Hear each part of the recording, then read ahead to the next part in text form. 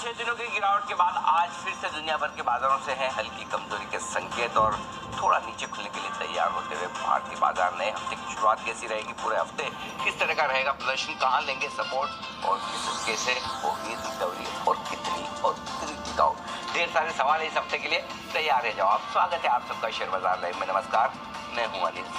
नमस्कार, मैं हूं दीपांशु भंडारी। एक्शन के लिए हो जाइए तैयार। कई सारी चीज़ों पर एनजी से करनी है बातचीत। नया हफ्ता है, मंथ एंड है, नया महीना शुरू हो रहा है, बहुत सारा डेटा भी आने वाला है। बताएं सर, फिर आज का दिन कैसा होने वाला है, ये हफ्ता कैसा रहेगा? ट्रिगर्स अमेरिका से आते दिख रहे हैं, महंगाई बढ़ने के खतरे फिर से नजर आ रहे हैं और इसी के चलते डाउ 350 अंक लुढ़का है। डॉलर इंडेक्स मजबूत होकर 105 के ऊपर 7 हफ्तों की ऊंचाइयों पर है। 2 साल की बॉन्ड यील्ड 16 साल की ऊंचाइयों पर 4.8% के आसपास चिंता की बात। और साथ ही साथ एक और खबर बड़ी आती दिख रही, सही है गलत है पता नहीं, इसका पूरा विश्लेषण होगा, लेकिन खबर है सब जगह सुर्खियों में, चर्चाओं में कि पेटीएम में सुनील मित्तल साहब बड़ी हिस्सेदारी खरीद सकते हैं। कोशिश कर रहे हैं हम इसके बारे में पूरी जानकारी देने की, लेकिन तब तक आपको विश्लेषण पूरा मिलेगा अब से थोड़ी देर में।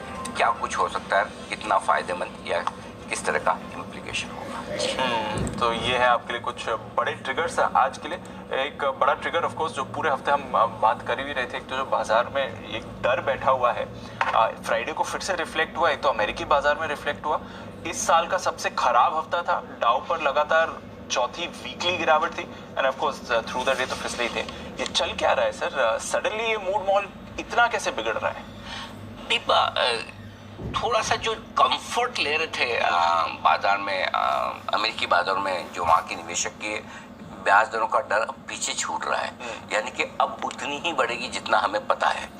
उस कंफर्ट से डर आता दिख रहा है कि जितना हम सोचे थे उससे ज्यादा बढ़ सकती है। ये परिवर्तन हुआ है पिछले 3-4 दिनों में, या यूं कहें कि पिछले एक हफ्ते में।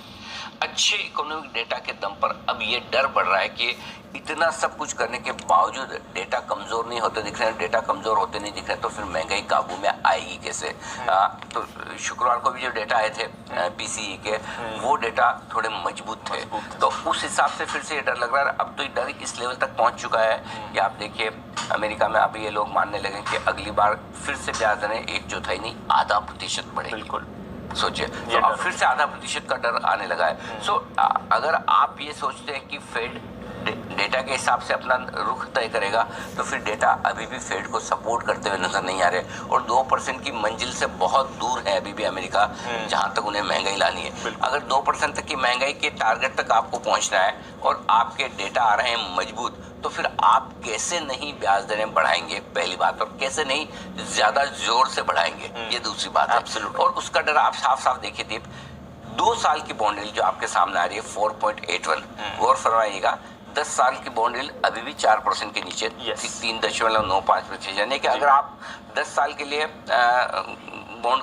खरीद रहे हैं तो आपको ब्याज 4% से नीचे मिलता है। लेकिन 2 साल के लिए खरीद रहे हैं तो 4.8%। इसका मतलब ये है कि शॉर्ट टर्म में ब्याज दरें ज्यादा ऊपर नजर आ रही है, लॉन्ग टर्म में कम दिख रही है। यानी कि 10 साल में ब्याज दरें नीचे आ जाएंगी। आपको भी पता है, मुझे भी पता है कि 10% का, 8% का, 6% का महंगाई का आंकड़ा अमेरिका में लाइफ लॉन्ग रहने वाला नहीं है। अल्टीमेटली इसको 2% आना है और उसके लिए प्रयास किए जा रहे हैं। लेकिन वो 2% आने की प्रोसेस में शॉर्ट टर्म में जो ब्याज दरें बढ़ानी पड़ेगी, वो अमेरिका का बॉन्ड मार्केट दिखा रहा है। तो अमेरिका का बॉन्ड मार्केट साफ ये कह रहा है, और 2 साल की ब्याज दरें अगर 16 साल की ऊंचाइयों पर पहुंच रही तो इसका मतलब साफ है कि शॉर्ट टर्म में ब्याज दरें और बढ़ सकती है, और वो डर